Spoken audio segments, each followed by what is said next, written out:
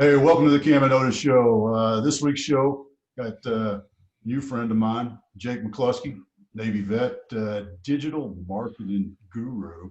I mean, we were just talking about some stuff that he's got going on in the green room before we hit record. Hopefully, we didn't use up any of the good mojo. I don't think we did, because you're going to find out that Jake's full of mojo. He's got a lot of that mojo stuff going on, especially when you get into marketing and what works. Jake, great to have you here, man. Hey, good to be here. Yeah, well, since I said digital marketing like 6 times in the first 30 Yeah, seconds of yeah. the show, I'm going to say it 2 more times. Why digital marketing? Oh, so long short is I figured I had to make a living doing something, and this was a good way to do it. But no, really what it comes down to is I like helping people's business grow. It's kind of fun to see, the growth aspect of somebody. They come in and they've got an idea, they've got a small website, and they've got a small website and big dreams, and how do you make the two line up? And so for I've been doing website development for 20 years, but I've been really focusing on the growth aspect for people for about the last 6, and how to make them get from where they are to where they want to be in the shortest time possible, so that they're financially stable. That they're whatever that is, become whatever that number is. And it's been a fun run. It's I can't complain. I've seen a lot of cool businesses come around. I've met a lot of great people, and if all goes well, it's going to keep going. Well, you touched on something now I got to jump on. You've seen a lot of cool Okay. businesses. So give us that one. I mean, try not to hurt anybody's feelings. Oh, if I had to pick one, Is it you know, LTO it, Enterprises? What? huh? What's funny is it's almost impossible, because I deal with such a wide niche, but a lot of them are they're all patriotic owned, veteran owned for the most part. I mean, I don't deal with anybody that I really don't get along with. Mostly just 'cause I've found it easier over the years. Um, but it really matters. I mean, like, one of my favorite businesses I deal with is a company called Gray Bearded Green Beret. Um, and he's a survival expert. He does really cool videos. He's got a new video coming out here in a couple weeks that we're doing a launch for. But what's really neat about him is, like, you get him on the phone. He's got all this credibility, right? He's this guy everybody wants to talk to, and you get him on the phone. He's like the most mellow, humble dude you've ever dealt with. And to me, that means a lot more than the rest. But his products are great. His training's amazing. The guys that produce his training, we deal with them too, that do all the videography work. They're a bunch of good guys. But they're probably one of the most fun clients to deal with, because you never know what's coming next. Like, I'll get a phone call and it's like, hey, can we do, and like, the most off the wall item? And I'm like, sure, why not? But that's just kind of how they are. So they're probably my favorite client to deal with on a day in, day out basis, just because of that. Well, and that the guy that runs it, the CEO of the company, my wife knows whenever I'm on the phone with him, because his favorite word in the English language is the F word, and so she can hear it through the headset. So that's always kind of, oh, you're talking to him again. That's funny how some guys, it's weird when we're in the military. The F word does become the descriptor for everything. It's kind of like it used to be hood. Yeah. Hood used to be everything. In Ranger Regiment, everything was hood Yep. for a while.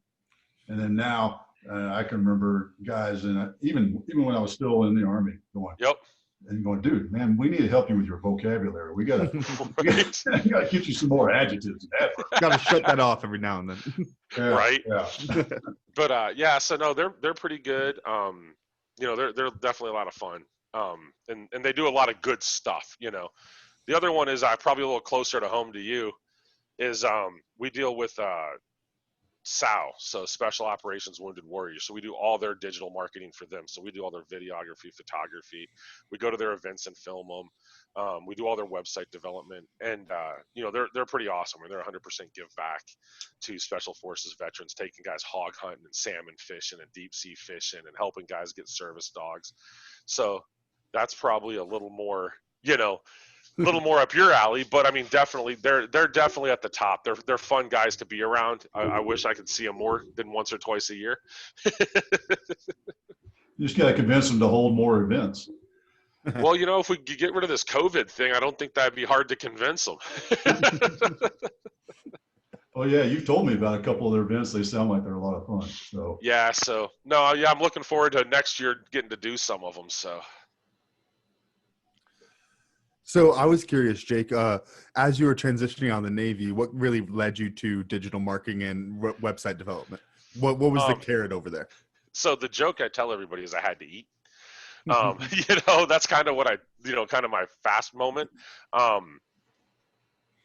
But the bigger one is ended up getting hurt in the Navy, and so I had to find something that at the time, because I was told, you know, you can't put stress on your body, all this stuff, right? All the stuff they tell you, right? And they so I listened to that. You know, I tried doing chef work, and that didn't really work. So my back hurt all the time.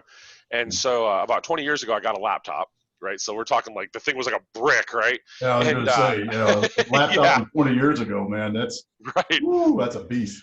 It is a beast. And so I started learning how to code because I didn't have a lot to do. And so that led one thing to another. And then I started doing some, actually, I got into doing sales training because I was just good at it. And back then there wasn't digital marketing, really wasn't a thing, right? So I learned Right. all these other skills that I needed, and I was building websites on the side. And about 14 years ago, I ended up getting picked up by a nationwide corporation that does newspapers and TV stations and everything. I actually helped them rebuild their whole digital marketing program they rolled out. And that's when it really clicked that, hey, I had all the skills to do this on a different level. And so I tried corporate America. That lasted for about 4 years. That's And pretty good. That's pretty good. yeah, you know, I was I going to thought say it was, that's a good record from what I've heard with the different vets we've had. yeah. So, you know, well, and I'm not going to say it was all in one shot, but you know, it was about 4 years. And then my buddy owned a tech company in northern Minnesota, and he called me. He was like, "Hey, man, let's build this thing up so I can sell it." So I went up there, and I mean, technically, I guess it was corporate America-esque with the clients that he dealt with. He dealt with school systems and Forest Service, you know, all kinds of, you know, government stuff. But he didn't care. I mean, I rolled in flip-flops and cargo shorts and T-shirts because he was like, dude, I don't care. As long as you're making the money and the people are happy, I care less. So, I mean, it was kind of corporate-esque, but it was more of, you know, I was there for one goal. And then when he sold that, I decided to go on my own. So I've been doing this 100% by myself now for about 6 years. So, and then I got my business partner and me joined forces a couple years ago. So I do some stuff by myself, and if it falls into the niche that we target, you know, then the company gets it. So What's been the biggest hurdle in that transition from corporate to, yeah, I can do this on my own, no problem. Look at all those other guys doing it. Yeah. yeah. So the biggest concern I ever had was and I think it's one that everybody has, and it just involves you trusting in yourself, is the leap of faith that the money's going to show up. So when we decided to make the move, it wasn't intentional. Like a lot of people, I think, make this move, and it's a very calculated risk. Ours wasn't so much. So when I left him to go on my own, me and my wife had just gotten a little place, and I was like, okay, I don't know which way to go. We had talked a whole bunch. Neither one of us had a really good feeling. So we said, okay. So we're a Christian family, and so we prayed on it a bunch. And I said, okay, here's the deal. We picked a day, like very, very verbally picked a date. And I said, I'm going to send out every resume to everything I can find online to any of these places that we want to live that I'm qualified for. And if I find a job by this date, I'm taking it. And if I don't, that means that I'm not supposed to. And that was how we looked at it. And so I sent out over 90 resumes, and I got over 90 rejection letters, most of them all saying that I was overqualified, which the first couple stung, and then it kind of got comical. Yeah. And then the fact that you got rejection letters in this day and age is right. huge. Well, this is about 5-6 years ago, so that was pretty funny. I get these emails, hey, we loved your resume, we'd love to have you on our team, we know we can't afford you. And I'm like, well, how do you know that? You never made a monetary offer, right? It was just, they just assumed and I was like, I'm not watering it down. And because the sad part is I have a friend of mine that I've known for over a decade who's a professional resume writer. So he wrote my resume for me. And about with resumes, you don't ever give 100% of everything you can do, so because you don't want to oversell, right? So we already had stepped it back, and we still had this problem. And so I was like, okay, so that's actually when we made the decision for me to do this full time and build the company and go get quit doing it freelance on the side and go get a corporate LLC and everything. The first month, by the time everything was done, it was a May of that year. We had $10.63 in our bank account before we made the turn. And with two little girls, I'm going to tell you, everybody talks about motivation. Motivation goes real quick when you know that there's mouths to feed, bills to pay, and there's no money in the account. And it was actually, I couldn't have asked for a better setup because it made me hungrier. And we took that off. And so that's kind of how I got where I'm at. And now it's, I'm on the other side. Now I look at it and go, okay, it worked for me. And actually, I just talked to a wonderful couple yesterday that I'm going to be doing some stuff for, which actually I'll probably end up sending your guys' way for you to meet them. They're a veteran-owned company out of Oklahoma that make amazing shirts, and they make small quantities. Like, you can order one shirt at a time from them. They don't care. And they're not horribly expensive. Mm-hmm. And they're super high quality. They do shirts, hats, and great little company. And, and that's what I look for now is like, they're like, hey, we're trying to get up and going. Everything kind of knocked us down. So I'm actually working on a strategy for them on how to take them from where they're at to get them to where they need to be as fast as possible. So as you're going along that journey, Jake, and you're talking about trusting yourself, making that leap of faith, how do you avoid, as a business owner, drinking the Kool-Aid? Kind of is the way we always put it on here. Sure. So here's what's funny. I know your dad knows him, Rob Garcia. Yep. Okay, you guys know Rob. Okay, yeah, I know. Okay, so me and Rob have been friends for about 4 or 5 years now. I met him when there was barely anybody in the entrepreneur tribe years ago. And even once I left the tribe, me and Rob stayed in touch on and off throughout the years. And so now the problem is I don't see what I do. And Rob is having to fix this. This is a mindset that I have, actually a problem that I should probably talk to your dad about in depth at some point. I don't see what I do is big and fancy and complicated. And so, like, I'm the web guy that's never built a mailing list. I've never spent $1 in advertising. I don't go looking for work other than telling people, hey, I got a few openings, and they fill up. And so it's been really, like, humbling to me to look at this and go, and especially in the last couple of weeks with everything going on with Rob, because Rob's like, look, you're who you are, but you don't even see what you do for people. He I had a talk with him Tuesday night. I texted him. I was like, hey man, I need someone to talk to. And so we got on the phone and we were talking. He's like, okay, well, go get me 6 case studies. He goes, tell me the 6 best things you've done for clients in the last 5 years. And I start laying them out, and I give him 6 in no time.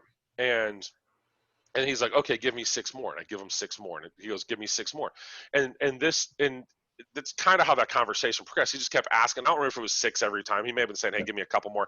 But anyway, we get through 20 of these in no time.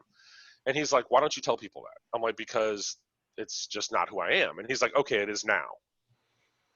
And so, with me, I've always just looked at it as, hey, I'm just helping people grow their business. There's nothing big and fancy about it. Right. And Rob has actually, in the last couple of weeks, been kind of beating it through my head with a brick that what I do is unique, and I need to talk about it and make that happen. So, like, for me, the Kool-Aid's never even existed, because I'm just the guy over here saying, hey, here's how you do it. Good luck. And so, it's kind of an interesting thing, because I think a lot of guys go, oh, I made these guys all this stuff. I deal with all these guys. And, like, I deal with some pretty big names. And I don't even think about it. Like, I call them on the phone and, hey, guys, what's up? We'll just sit there and BS. Mm-hmm. And it's not like business all the time. I mean, one of the guys that I deal with, everybody knows Tony Robbins. So he ran Tony Robbins' company for 10 years, helped him build his certification program. He did the same with Chet Holmes, Jay Abraham, and the guy charges a lot an hour. I mean, I know what he charges. I'm not going to say it on camera just to be out of respect, but it is a lot. And if you have to ask, you can't afford it, right? pretty much. And you know, he calls me up and he's like, "Hey man, how's everything going?" You know, and he checks on me about my business. You know, I do some web work for him, but it's like, you know, to me, it's just he's somebody to reach out to. Well, I come to find out, like, he doesn't answer most people's phone calls, you know, like that, you know, and I was like, okay, that's kind of cool, you know, but to me, it's just the way it is. And so I've never really gotten to the point where I'm, so to speak, drinking the Kool-Aid, because I've never seen it that way. To me, it's just, you know, I'm helping somebody else. And I'm a firm believer in, it was said by a number of people, but high tides raise all ships. And so I'm a firm believer, if I help you, that's hopefully put you in the position to help the next person, to help the next person, to help the next person. And I really look at it that way. It's not what's in it for me, it's what's in it for, you know, especially in like the veteran community, there's so many wonderful businesses, right? What if we help one business, like the people I talked to yesterday that do t-shirts, who knows what they're going to do next? I don't know, you don't know, but I'm really curious to find out. You know, I want to know what that is. And that's really what it's come down to. So I don't even really, you know, I've had other people ask me, you know, how do you not buy into it? And I don't even see it. I really don't. To me, it's just like, whatever. Okay, that was really fun. What's the next piece? So you know, I've talked. Oh, go ahead. Oh, I was just going to say, I think that's a really interesting area to dive in on as entrepreneurs. A lot, and really just in general, a lot of people will have this natural skill or this natural tendency that they completely have this personal bias that they check out of, you know, whether it's opening the door for somebody or whatever it is. Right. You can do something like that and not recognize that no one else thinks that way. No one else is out there opening doors, but you're the one person doing it. And I think that really applies to an entrepreneur with the kind of skills that you're putting out with that. And so I'd really like to dive in on this, because I think it's about humbling yourself and becoming more self-aware in that sense. And then for a lot of people, it's about getting out there and being able to sell yourself in that type of way. Because I think that's a big step that a lot of entrepreneurs struggle to make. I think it is. I think a lot of people, they want to be, me and Rob would talk about this one. I can't say talk. I'm going to actually call it. We laugh about this one a lot. And you've probably seen it. Everybody wants to be the guru, right? And so our conversation is, you know how you become the guru? You don't. Yep. Right? You just do the work, you put in the time, you help people, and it becomes you. And you're not saying, hey, look at me, I'm special. It's, you know, you're the guy people come to solve the problem, whatever that problem is, right? That's your specialty. But I think a lot of times, especially now, you get these, and we've all seen it online, right? You get these young guys, and there's a couple of them out there that I really do like, so I don't want to throw stones at all of them. You get a lot of guys out there that are like, hey, I'm the guru in this, I do that. And they don't have the credibility, the clout to back it. And that's why me and Rob laugh about the gurus so much, right? Instead, how about if you're the guy just doing the work that everybody wants to talk to? Well, that's really, to me, the guru. Right. Right. And so I think that's where a lot of the guys, and I think I think we see it more in the younger guys coming out that are trying to like get started. They want that to be that. And there's actually a couple of them that I've talked to about it, and it's pretty funny because I start talking about it and they're like, oh yeah, you're right. And they you can see this shift. And you know, I'm going to actually give a shout out to one guy. I want to make sure I say his name right though. I'm going to put it up here. I don't want to say his last name wrong. Do you have the phonetic spelling written down on your no, but I'm going to get it off Facebook just to make sure. I just want to make sure that I'm right on it.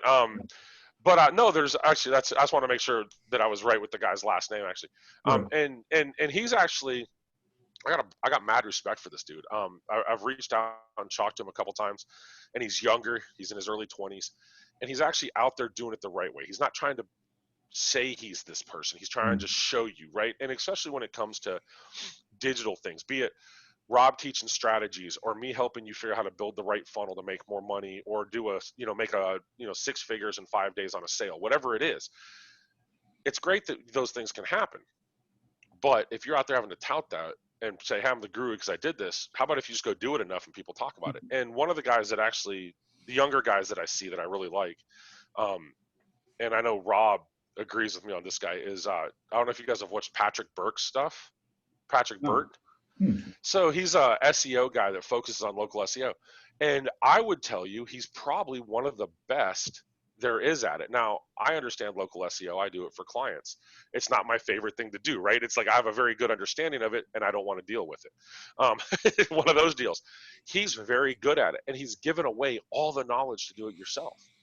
And, and so, like, that's how I look at it, is like, that's the kind of guy that will position himself to be that guru, versus saying, hey, I'm a guru, come buy from me. Yeah, well, there is that difference. And successful businesses start off, they got to test the market. You got to give it away. I mean, I do that all the time with my videos and, the podcasts and everything else I do. I'm giving it away.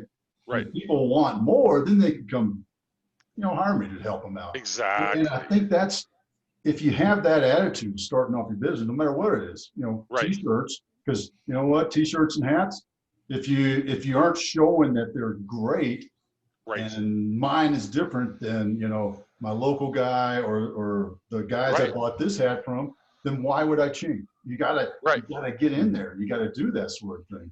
And I think, Camden's experiencing that right now with his business, with Verdi, and how he's kind of, giving some things away and demonstrating the capabilities. Right. Oh yeah. Yeah. Dad, I actually wanted to throw it at you. So when we talk about this, we're talking about having a goal, because you can have a goal of being a guru. That's different than walking around saying you're the guru. Exactly. But I think where the disconnect comes is that when you talk about something, when you talk about something all the time, at least, you might not be that good at it. Whereas people who are really good at these type of things, they just go out and do it. I think we can all speak to that there's lots of different people that I've met as an entrepreneur that I had no idea how much they did, quite frankly. Right. They're out there doing all these amazing things, and I had no idea about it because they're just out there doing it. They're not there talking about it. And I think that really speaks to the motivation side of things. Yeah. But Dad, what I wanted to ask you was, how do you, because I know you do a lot of coaching, how do you coach somebody out of that? If somebody wanted to be the guru, how do you coach them into not talking about it all the time and building up to that, versus even if that's the thing in their mind and they want to embody that, the whole fake it till we make it type of thing? Well, fortunately, I haven't had any clients like that, and that must mean that I select my clients pretty well. But I think you just you don't beat around the bush, and I don't beat around the bush with any of my clients. I think that's pretty obvious. With anybody that's talked to me for even more than a minute, they know I'm not going to sell them a bag of shit. They know I'm not listen to the show. Or listen to the show. I'm not going to walk around and kind of say, hey, no, it's like, hey man, dude, no, don't do that. Don't do that. Why do you want, or really, when my coaching hat on is how does that being that sort of I'm the best there ever was, buy me, serve your clients. Right. And that's kind of the way I'd ask that as a coach, as opposed to, hey, dumbass, stop. That's how I say it to you.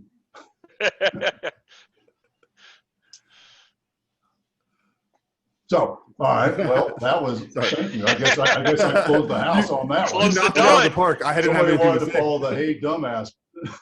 Hey, you know what? Sometimes that's how you just got to say it. Oh yeah. Well, if you step up and respond to the hey dumbass thing, that means he was talking to you, and I didn't want to be that person. Oh. There you go. Well, what I'm curious about, you're doing all this great stuff. You've been doing it for a long time, so you do have quite the list. What's the secret sauce that makes your funnels different, or your digital marketing different than and you and I talked about Russell Brunson the other day. What makes honestly it I don't think I know a lot of guys in this industry, and I've got a bunch of good friends that do what I do, and we talk a bunch, because it's there's not a lot of guys doing it to the level that we do. There's a lot of these guys starting out, but I mean, when you can do some of the stuff that me and these guys do, it starts getting kind of crazy and big. And honestly, if I want to be real honest, and I probably never said this anywhere, so that when this gets out, people laugh. It actually kind of almost gets scary, in a way, because a lot of companies do what we do, but a lot of them don't put it. There's a group of us, about 10 or 11 of us, that have been doing this for a long time, and we send clients back and forth for the right niche and stuff, and we all take it real personal. And I think that's the big difference, is that if I'm doing a launch for you, I'm not just time invested. I literally get personally invested in it. And because I want you to make as much as possible. And I really do. It's not like, a lot of guys go, "Oh, I want to make you as much money as possible," and they're getting paid either way. To me, it's a challenge. And I think this is the veteran mentality a lot coming out, right? And so if you told me, "Hey, the last time I did this, I made $30,000 by yourself," right? Well, my goal is to make you 90 because I want to, right? And not because I can. And it's not an ego thing or anything like that. Not a business ego thing. It's the competitiveness, and I think that all veterans have it, right? Like if you go do something and I did it, you're going to push harder to try to do better than I did. Mhm. And I mean, and you saw it when you were, when you were doing selections and all the Green Beret work. That's a lot. Like I deal with a lot of guys that are retired special forces. And the one thing I see with them is when they're all messing with each other is that they're always pushing that bubble. They're always pushing that boundary on each other. Right. And I think that transitions into this. And so one of the things that I do differently is like when I look at it, one, it's data driven. I know I've talked to you about this a little bit. I've got PTSD and my service dog's around here somewhere. I thought she was actually right behind me. I was going to lean, but she's not. Just taking a break. She's taking a break. Yeah. Well, my wife's here. She likes my wife better than me at the house. I don't blame her. But no, one of the issues with that is one of the drawbacks from that actually I think has become one of my greatest strengths in business is that I see everything very black and white because of it. And a lot of that plays in with the PTSD. And so in business, I'm data driven.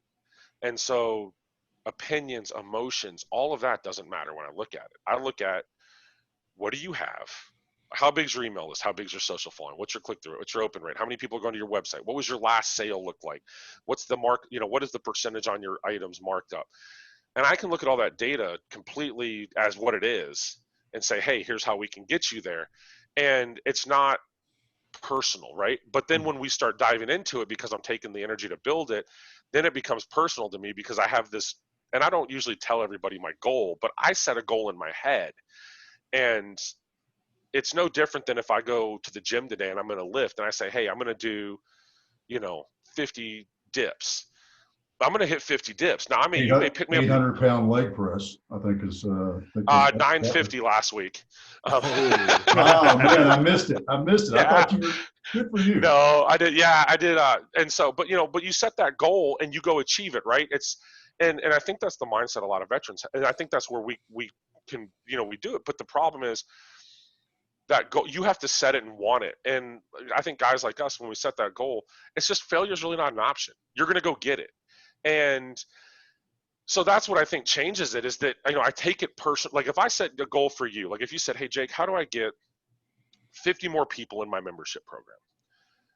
Well, I'm going to tell you how to do it, but I'm going to tell you how to do it to get you 100 people. And if you don't get 100, I'm going to be mad at myself afterwards because I didn't exceed your goal just because that's how I work. And so I think that makes a difference versus a lot of the guys out there that do it, especially the startup guys, look at it and say, hey, we're going to double your last sale or triple your last sale. And hey, that's great if the numbers are there. But, I want to push it so far out there that when I'm done, they're going, what just happened? Mm-hmm. But I think that's the mindset with it is that it's different when you look at it and go, okay, this is a normal achievable. And this is where, notice, I think you'll get with this. This is your normal achievable. I want to go to here because it's that hard achievable. And, and that's really the difference is that I don't look at it easily. I look at it as how far can I push it? Where do you think that mindset has come from? Was that because you mentioned that you've seen a lot of other veteran entrepreneurs that have this mindset. Did it come from your time in the Navy or did it go back further than that? I think the Navy definitely refined it. I was raised in the house. My dad was a Marine. And so, I was raised in that mentality, right? To where everything was driven, everything was a goal, things had to be done the right way. So I got that instilled in me when I was little. I also got in a bunch of trouble before I went in the Navy. And so, and luckily it wasn't so much that I couldn't get my life turned around, right? But I think when I went in the Navy, that just kind of refined it. And then over the years, so my grandfather is in his 90s now, but when I first started doing business, I went to him. He's a very successful engineer, has a bunch of patents. And I went, hey, Grandpa, I don't want to go to college. That's not who I am. You have a successful business. Tell me everything I need to know to be successful. Like, and he sat down. It is one of the few really good conversations we had before life got in the way and people got sick and passed away and stuff.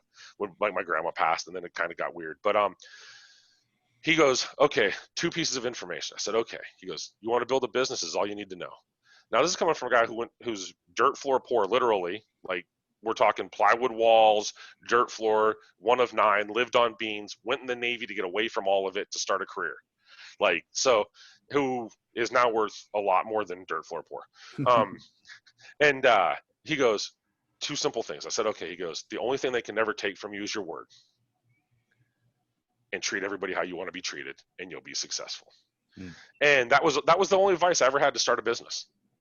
And I took it to heart, and I said, okay, so now I think what happens is, you know, because I'm driven and that's what I've built this on, you get people that come in that are after a fast buck, and they muddy the water. But even if you muddy water, eventually it all settles back. And so, you know, that's kind of what's happened in the digital world is there's all these people coming in and saying, hey, I can make you fast money. Hey, I can do this. Hey, I can do that. My theory is if you got to be out there saying, hey, you can do it that way, maybe you ought to just start focusing on doing it a little bit more and let your actions speak for themselves. You know, I think something we should touch on, at least as we keep, you know, kind of getting into that area of not wanting to oversell yourself or, you know, not wanting to talk about being the guru, is at what point do you start selling yourself in that sense? Because we don't want to fall. We don't want people, and I think we kind of touched on this already. Yeah. We don't want people to fall on that opposite side of the spectrum where they have this great thing, but they don't even have a website. Like they don't. Like they're out there doing the best coaching ever, but it's just for their neighbors. Like it just doesn't make any sense. And that's really what I've been having to struggle with. Because actually, when I first started talking to your dad, a month ago, 5 weeks ago, something like that, the first call. I'm just about to launch my own website. I don't even have one for me. Like, I don't even have one for my programs, for consulting, for anything. And a lot of that, though, has always been like, hey, if people want to find me, I'm not easy to find for a reason. And people still find me. And so, you know, I think that's my current battle, right? Is at what point do I actually say, okay, I've done this enough. And I think this is something that I don't know if there's an answer. I think it's probably going to be very personal to the person. But like, at what point do you say, okay, I've done this enough. I've got enough, you know, clout behind me, enough credibility. I can prove that I've done it. I've done it for enough people, enough various level businesses at different points that it's time for me to push it out there. I have a friend of mine, the guy I was talking about that I'm very honored to be able to call because I could never afford him. He's been pushing me for 3 years to do it. 3 years. He's been telling me it's time to make the move. And I've had, if you can come up with an excuse that I haven't given, I would be impressed. Mm-hmm. I mean, with every logical excuse on the planet, I've had a reason that I couldn't do it. And so, you know, I think looking back, and, you know, obviously hindsight's 20/20, right? You can look back and see stuff. I look back and I see a whole lot of people 3 to 4 years ago started trying to push me to do it. And I think when people you respect start telling you it's time, it's time. And, you know, actually I was talking to a good friend of mine that does what I do that lives here locally. He was at the house the other night. We were talking about this. And, you know, at that point, it's not really you saying, hey, look at me. It's, you know, you're listening to people that are probably smarter, wiser, have their, you know, finger on the pulse more, and they can see you for what you're doing versus I believe that no matter what we all do, we view it differently than somebody else. Mm-hmm. Right. But I think you hit the nail on the head. And actually, I had this same conversation with somebody yesterday about my business. He's like, well, why are you putting all this Dave Ramsey, Tony Robbins, and all this stuff on there? What about you? Don't you? Right. I mean, aren't you that person? And I'm like, well, I don't know. You know, could I be that person? Do you think I'm that person? You know, that's where we're at, because, you know, it all goes back to the thing. And you know, this is the heal thyself doctor moment that I always have. I have a lot of those. The little dribbling inside your head that's saying, nah, Otis, nah. You ain't that guy. You got that same little voice. I think they might be related, Jake. You got a little guy inside your head going, Jake. Well, I gotta figure out how to choke mine out. Yeah. That's But right. no, I, and mean, I talk about putting that guy in the box and just, pummeling him down into that box and locking it. yeah, and I think that's, where we're like guys like me and you, because we're not looking at it that way. We're looking at, hey, we're just helping people. We're who we are, right? It's not that, you asked how do you know when you're there? Well, and what makes me different? And I think part of it is the same thing that makes your dad different. We're not a different person. What I'm doing for my clients is what I do is the same way I am everywhere else, and it's just who I am. And that makes it, and so, but then when you say, hey, you're doing this, and I'm willing to bet your dad will contest to this, is that he doesn't see what he does as any different than what he would do in a normal day. Right, he gets on the phone with a client and has that conversation, and yes, there's a financial transaction with coaching and consulting, but the reality is, if somebody called him up in a panic and needed help, he's gonna talk to him anyway. It's just who he is, and it's so I think that makes it a big difference, is that when you're not trying to be somebody else, that when it's truly who you are, when you've done it long enough, and it's just becomes like. When I look at sites now, I actually did this the other day, and I try not to do it that often because it's turned out good and bad. But I looked at a site the other day, and it was really bad. It had a lot of problems, but I really liked the message they had. So I wrote a really nice long email to the person explaining, hey, I hope this doesn't come off as bad, but well, what's really cool with it is he wrote me back, and he was like, hey, I'm trying to do this myself. He was out of work. I'm trying to figure out how to help start supporting his family with this business. And it was e-commerce based. And he goes, I understand what you're saying. I don't know how to make it happen, but it makes perfect sense. And so I actually picked him up to help mentor him for 90 days at no cost to him, to help him get there, because I could tell he really wanted to do it. He just didn't know how. And so, and it was like, I don't try to do that a whole lot, but it really, like, I really felt for this guy's story. And so I reached out, but I think that's because who you are. You see somebody like that struggling, and it's like, hey, it's not a whole lot for me to reach out and help this guy, but it's going to mean a whole lot to him. And I think that's, something that a lot of people don't look at anymore is, what's that help? And, I had a client a number of years ago. I'll never forget this gal. She was, and we're friends to this day. She was a single mom, 2 kids, trying to start a company, been hosed over a couple times. And I started helping her with no strings attached, just, hey, let me help get her up and going. Come to find out that, and this is kind of back to the whole, Christianity thing, like, you never know what's coming next, right? So this started 3 years ago. Well, so back in January was my lowest of lows with PTSD, right before I got the dog and everything else, and almost lost my family and everything over it. So here she is, and she had sent me back in December CBD oil, and saying, hey, this helps with anxiety. And I thought it was, honestly, I'm going to say it, and I'll probably get slack for this later down the road in my life, I thought it was hippie voodoo. I mean, I really did. Hey, I was riding on that same bus. Oh yeah.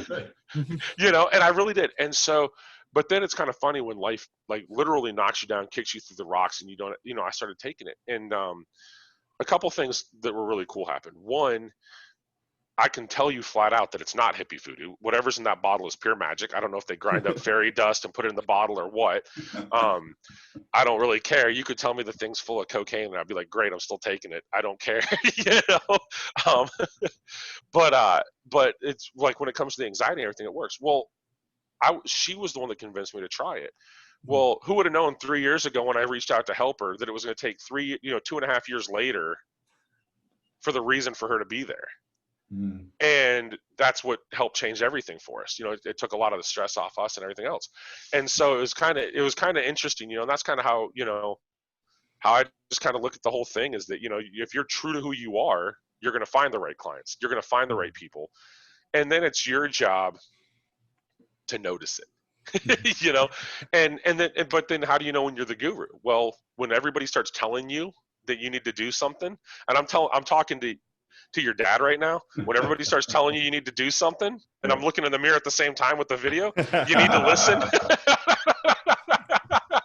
We can say that I can say that to both of us at the same time here. Yeah. But I mean, that's really what I think it is when the person says, hey, and then you go, okay, you got one person telling you this. Well, then somebody else says, hey, now you got 2. Well, before you know it, hey, you got 20. Okay, you should have probably listened at about 5. Oh, Yeah, I mean, isn't it like it's 8 people, right? 8 people is the Yeah. magic number. Then that's what it is. Yeah, yeah. I Yeah, read that in a book one time.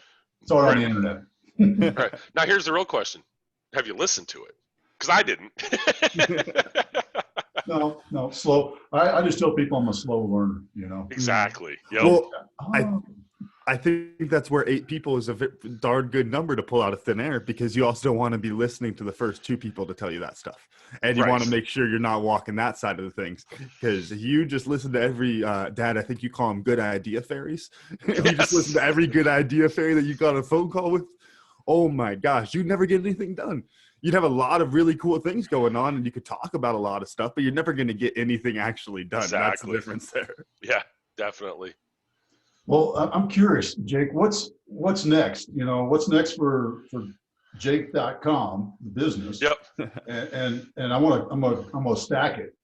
Okay. 'Cause if you want to go down this path first, what's next in the digital marketing world? Yeah, so I'm going to answer those questions backwards. I'll start with what's Okay. next in the digital marketing world.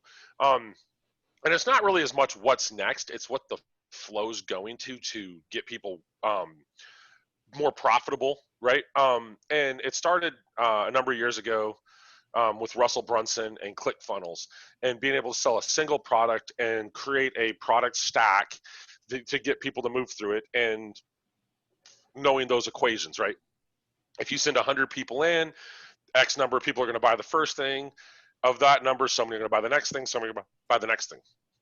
And you can figure out what that, what every 100, basically based on an equation, you can figure out what every 100 people who come through you're going to make if everything's built right. And so that kind of changed the game a number of years ago to start creating the one-page funnels that way. Hmm. And so I've been doing ClickFunnels stuff for a number of years for people. I want to say about 20 to 22 months ago, that game changed when it comes to WordPress. So, because I also still believe you need a website so people can find you.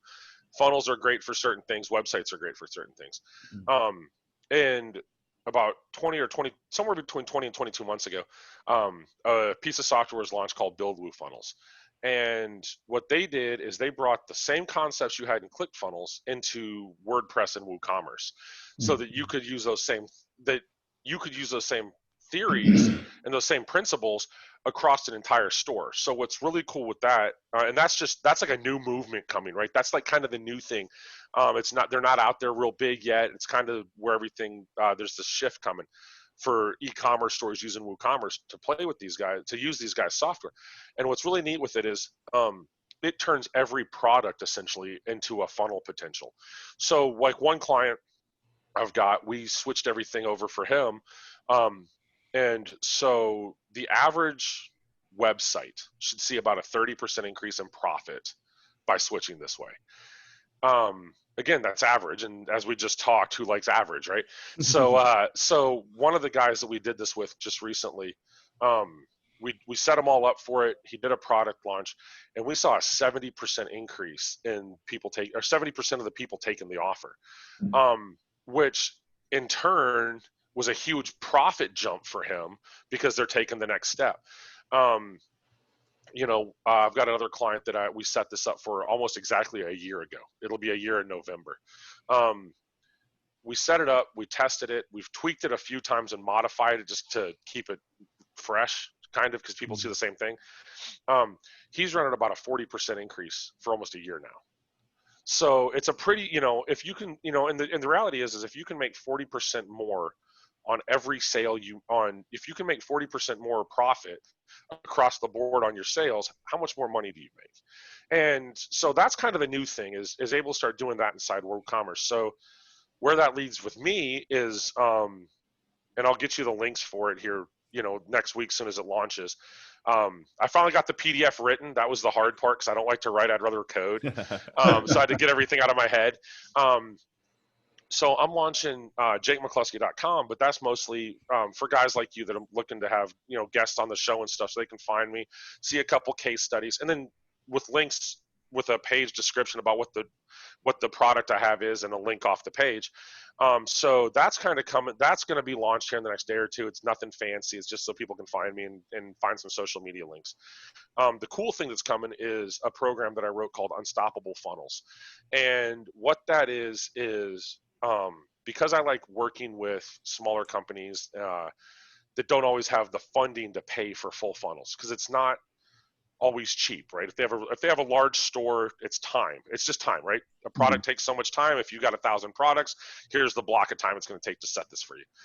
So what I did is said, hey, instead of trying to go that route, let me create a membership program that has all my knowledge in it on this, and they can go on there, and I struggled back and forth between creating videos and just writing copy for it. So it's kind of a mix of both, mostly copy at this point, just explaining how to do it, screenshots, that kind of stuff, and a bunch of Excel files that I use to make it happen and stuff, so that they get all the resources I use and they can create their own funnels.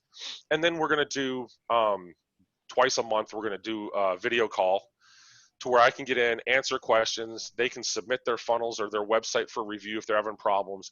And for 90 minutes each call, I'm going to solve problems for people. And then there's an email address they can email me, and obviously I'll fix all their problems that way too, just through email. But no, so that's really the next thing, is I'm building this membership site to help get everybody set up and moving that way, and fixing their major roadblocks and their hurdles. Because it's going to be, one, I think it's going to be more fun. Honestly, if you want to know the truth, I'm doing it because I think it's going to be fun for me, because I'm going to get to help a group of people and everybody can help each other. And there's that community that it's going to build. But two, I think it's going to be a really cool experience, because in the last couple of weeks, I've talked to a bunch of people about this on social media, phone calls, Facebook Messenger calls and stuff.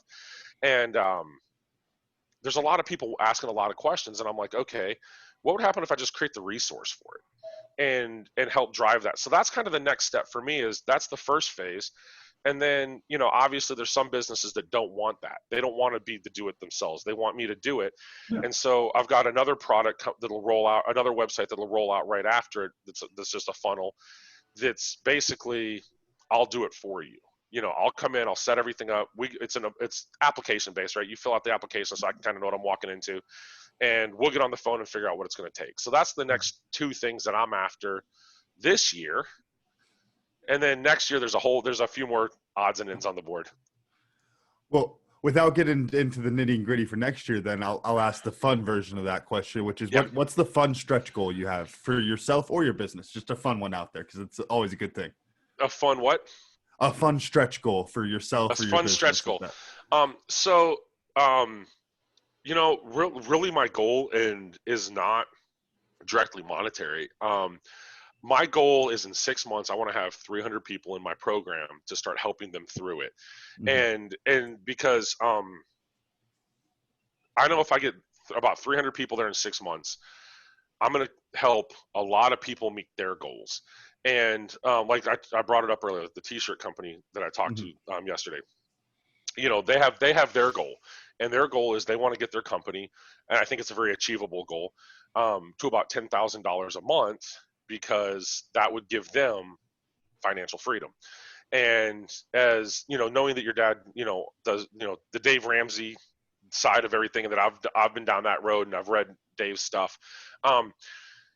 That's really the cool part for me, is like the fun stretch goal is that financial freedom. So I'm actually I'm actually working with a company, a US based company right now. And I've sent off the graphics design. I'm not going to share it with anybody. It's completely secret, but I'll give this tidbit. You won't tell anybody. No. They can know this much. No one listens. Don't worry. Nobody listens. No. So one of the things is when they sign up for a membership is there's one of the first steps when they get in there is they have to fill out a question. I'm asking them to fill out a questionnaire. Obviously, I can't force them. I'm not going to force them to do it. But if they fill out the questionnaire, there's bonuses.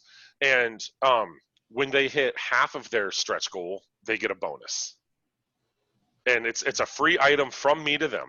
When they hit their goal, whatever their financial goal is, a month, for 2 consecutive months, I'm working with a company, and I would almost bet money your dad knows who they are, because they make all the challenge coins for the Army and the Green Berets and everybody. I'm actually working with them to get 100 challenge coins made, so that when people hit that financial goal by going through the program and me working with them, they get the coin. And the only way to earn the coin is to make your goal. Mhm. So Cool. yeah, I want to do something different, because everybody's like, hey, you do it. Well, they get a picture, they get a piece of paper saying yay, and I'm like, no. We can do so much cooler. And so that's what I'm looking at, is when they get there, they'll get the coin to say that they made it. And that's kind of them saying, I've hit that financial point. And I think that stretch goal for everybody's different. But what's funny is like I said, I talked to a bunch of people and ask a lot of questions about this. Most people's goal is $10,000 a month profit. Like, that's what it takes for them to be successful, to where they don't have to worry about their bills and their food, and they have money in the bank, and it's a 10,000 profit a month. And it's pretty interesting, because I've talked to people like, that are on both sides of this, right? And it's pretty funny, because when you break it down, it's like, well, how much you need to bring home a month to be happy? How much you need to bring home a month to pay all your bills and have money in the bank, so you don't have to worry anymore? And more times than not, I mean, even guys that I know have, newer fancy houses, 2 cars, the whole 9 yards, like, where they're making double car payments, mortgage, everything, it's always under $10,000. I very rarely have met anybody to where that number is over that. And so I always tell everybody, look, work to 10,000. That's, like, if they're like, well, I don't know what it is, I don't know, I need, I had a guy the other day go, well, I need 6,700 to survive. I said, great, go make 10,000 a month. Yeah. Now you have extra. If something changes, you're not hurting, and Right. so I always kind of tell everybody, pick that, like, that's mine. Like, when I ran before I joined forces with my partner, that was my goal, is I wanted to make, and I was above that, but that was my first mark, is like, okay, I need to make this, so I know there's never another problem. And then once I made that, I said, okay, here's my next goal. And yes, I know that's moving the goalposts, so to speak, on yourself. That's perfect though. But yeah, I figure once you achieve it, pick the next one. And I have a buddy of mine that did this exact thing, and he based his on members, because he wanted to help people with what he does. And so his first goal was 5,000. Then it was, it was 500. Then it was 1,000. Then it was 5,000. Now it's 10,000. And I will tell you that financially, there's no question for him anymore. Like, he has no financial issues anymore. But he started looking at it as that members, because a lot of mistakes people make, and this is actually something I would talk to anybody that has a membership program, you, your dad, anybody. One of the mistakes they make is they're like, well, how do I make it make money? And my answer is always, it's easy: give value. Right? If you're giving people value on the topic that they're there for, they're going to stick around. They're going to tell their friends. You're going to have more members, and it's this really cool cycle. But if it's okay, if the membership site, if your goal is a financial goal, hey, I need this to make 5,000 a month, at that point you're chasing the money instead of, and realistically, you're doing the same thing by looking at the members, but it's a mind trick, right? Instead of looking at money, I'm looking at the members, because I look at it as, if I look at the members, I'm chasing successes, because if they stick around, they're being successful. So let me help them become successful and chase that success with them. And that will bring in the byproduct of that, right, is the money. But you get people that are super successful, and so that's kind of how I look at it, So, like, if you wanted to, like, I talked to your dad the other day about him doing his group calls and stuff. Don't worry about, I mean, obviously, yes, we all have bills to pay. I'm not delusional by no means there, right? But, like, how do you, if you take 10 people in a group call and do group coaching for 8 weeks, and you change 80% of their, 80%, 8 of their lives, and they go tell their friends, how hard is it for you to fill your next seat? And then repeat that process, right? And you have growth. And that's where I think it's important to look at, one, like we were talking about earlier, be true to who you are and, like, really want to help them. But 2, chase the success. Don't chase the money, because if you chase the success, your victories, their victories are your victories because you're in it together. And then it makes it so much sweeter when they go tell their friends about it, because then you're part of that success. So they're going to go, oh man, I was down on my luck. I was having all these business problems. I called this guy and I got a phone call with him and I did his program for 8 weeks and now I'm thriving. And they're using your name in it and they're talking about you as doing it with them and you did it together. And I think that's something that you don't see as much anymore, especially in younger guys starting out. They want to be, hey, I did this for so-and-so versus we did this together. Yeah, And, well, it's the whole guru thing again, right? Right. I want and the guru name tag right now. Right. And it's, and you'll get this, it's a team, right? It doesn't matter if it's me and you doing it or me, you and 10 other people doing it. We're all in the same thing together. And it goes back to what I built my whole business on: high tides raise all ships. And if we're all working to the same goals, which the same goal is all of us being successful, how hard is it to get successful if you got 10 people with you? It's a lot easier than one. Well, now how much easier is it if you have 100 people with you that are all helping you? And that will call your BS out too, right? Like, I don't believe help is always like, oh, good job. No, if you do something stupid, you want that guy there going, what were you thinking? I mean, that's part of it. But it's because it's, if you do it in the right way, it's not mean, right? It's not being angry, right? It's not hateful. But like, and that's really how I look at it is like, and it's like, especially like with, group coaching. And that's one of the things I've been struggling with, trying to decide if I want to do something like that for guys with business online and digital marketing, is that there's a lot of good for it. There really is. Like, I'm a huge supporter of it, but then like, and then again, me being scared, which I don't ever really admit to in this, is like, man, but what happens if I get in there and it's that voice of doubt, right? And I give one person bad advice. And that's really where I'm at with it, is like that, what if I give bad advice? And in all honesty, I can't say that I don't ever give bad advice. I think we all do, especially in this. Like, I've done this longer than most guys. I mean, like, some of the guys coming out saying, hey, I'm a guru in digital marketing. I'm like, man, I've been doing this before you were born. But it's still like, that's still always my biggest fear is like, if you called me up and said, hey, Jake, how do I grow this? And I look at everything and I analyze it and I tell you something that's wrong and it costs you, like, that's like almost soul crushing to me. Because you care so much for that person. You want to make sure they're successful. And that's really why, like, I've had a couple of people, even Rob's said, hey man, you should start a, group coaching. And like, that's the fear, is like, man, what if I make one mistake? And I know we're all human. We all make them. Right. But like, I don't want to be that guy making the mistake. Well, hey, this has been fun. Go ahead, Cam. I was just going to say, that's the thing with coaching too, because you wind up putting out so much information, especially when you're doing it all the time. You were just making me think of rugby, to how when I'm out with my little kids, my 10-year-olds or so, I never think about that. I'm like, oh, they're learning how to pass. It's great. I'll get out there and coach them with U of A, and I'm sitting there second guessing everything that I learned for years and years and years, because it's like, oh my gosh, what if this kid knows? What if he knows something I don't know? This kid's Australian. I'm like, what am I doing coaching this kid? Right. That type of thing. But you wind up falling into that, which is where I think, kind of bring a full circle and bring it to the, what did you learn? Which is where you're going, Dad. I think it's really funny because we've come so full circle on so many different things. I think it's great that we talk about that real natural skill that everyone has. And it's overcoming that personal bias that you don't see your natural skill and just trusting yourself. And it's such a great thing. And we can make it sound so simple, but it's a hard thing for a lot of people to do. Oh, that's spot on. And and that was an awkward segue to thanks for doing that flow up. Well, when you ask me what I learned, it'll sound real good because I have a similar thing. Oh, really? You were jumping ahead of the game. But it is my turn. Yep. My turn to go first, And yes, sir. Well, and I was trying to remember, Jake said two things his grandpa told him to be successful in business. One of them is the only thing they can't take from you is your word.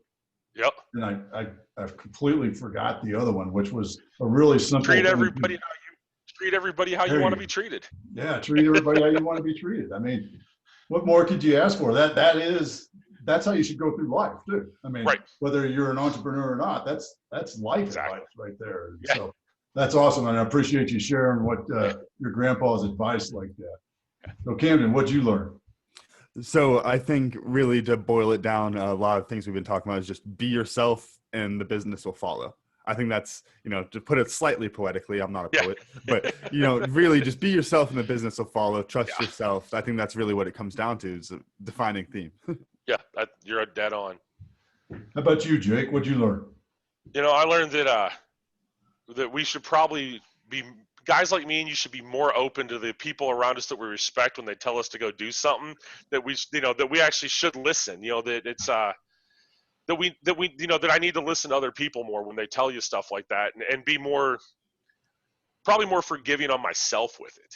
Instead of like so worried about the mistake, and hey, you know what, just roll with it, because that's my drawback, is that I'm okay, if I make a mistake, it costs you money. Yeah. Well, you need 8 people to tell you the right thing, right? No, I'm thick-headed, man. I was Navy. I need about 80. 80. Well, awesome, Jake. Dad, he's blowing up your rule. He's blowing up your rule. It was 8 people. Come on. Oh, it's 8. It's 8 if you're the Army, because you learn quicker. It's 80 if you're Navy, and 800 if you're a Marine. There you go. That's probably a good breakdown, I think. I think that works out. Jake, so I gotta ask one question for you. I've been trying to read it. What is the book that says "Enable Your Team" behind you? That's my book. You've got 2. Is that your book? Yes. Okay. See, like that marketing place. I do. I couldn't read it all the way, and that's why I kept leaning in, going, okay. So Amazon.com. Enable your team's success. It's okay. I can plug my own stuff on my own show. Yes, you can. But Jake, how do folks get in touch with you? I mean, I know you haven't started the website. Actually, as of tomorrow, JakeMcCluskey.com will be live. I'll send you guys the link for that. So you have it, and it'll have the links to everything on how people can reach me, form they can fill out to find me. That's probably the easiest way. I don't do a lot of public social media. Just because honestly, I've got 2 little girls, and I don't like putting my family out there, so we do just enough to keep the families happy.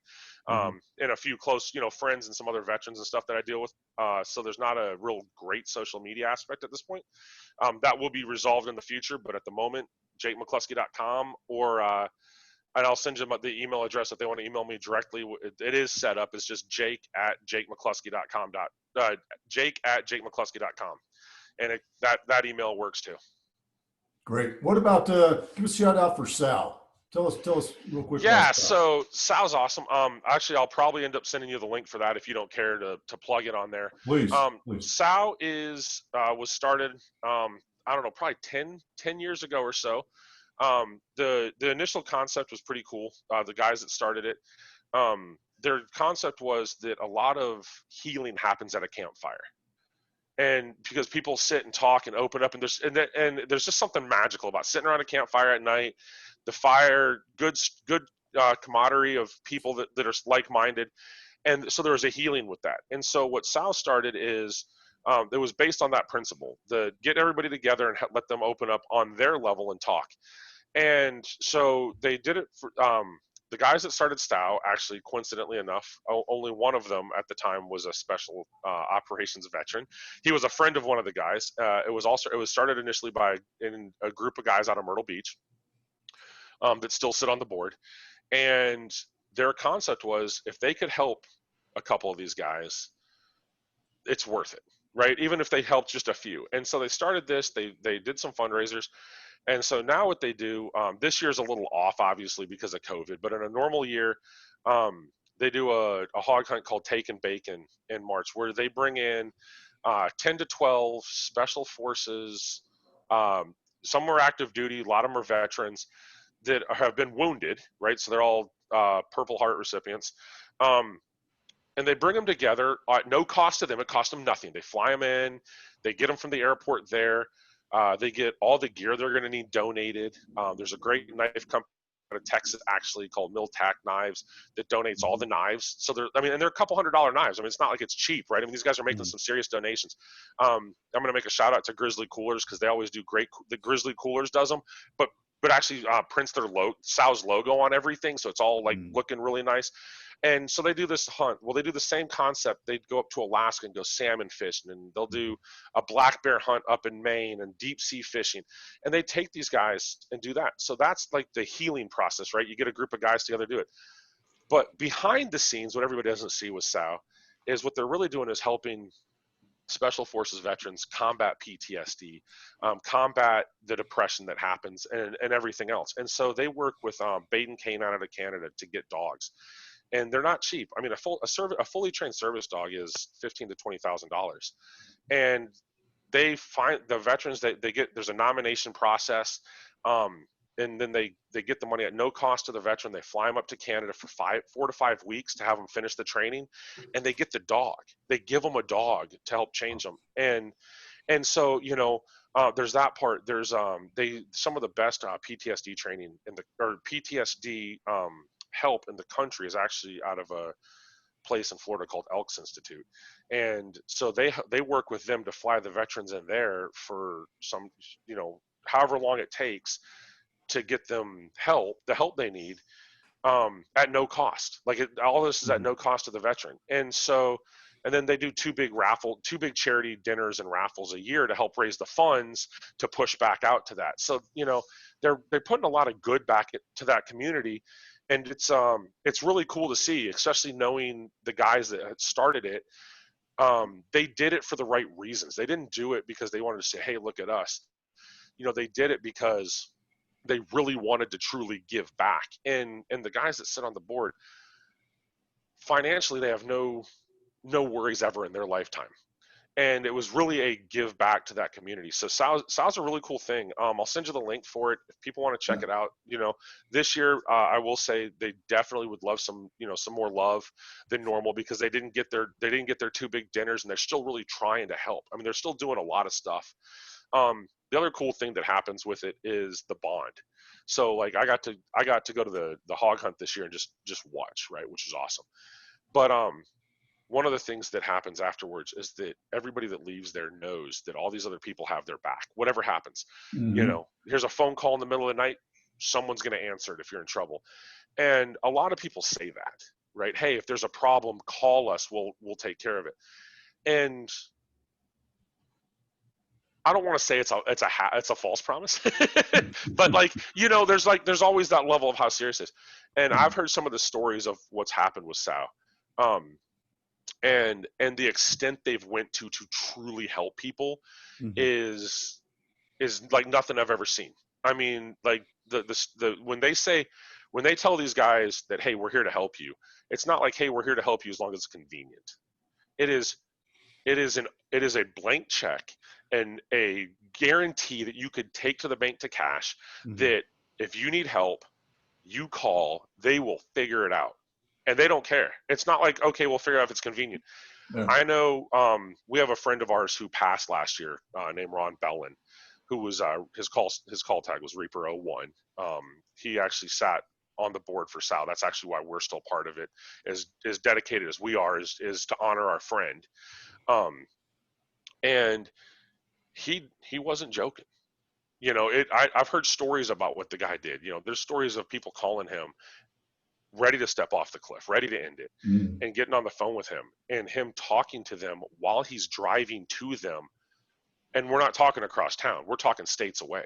Yeah. And he keeps them talking to go help them, you know, and that was kind of what the thing was built on, is that concept. And so he passed away last February unexpectedly, and was one of the greatest guys I ever has had the honor to meet. I mean, it really is an honor to meet these guys. And so when that happened, we decided to change what our role was with SOWW. And we're like, hey, whatever you guys need, we're here, and we want to do it and honor our friend. And so it's really a cool deal. Oh, it really is awesome.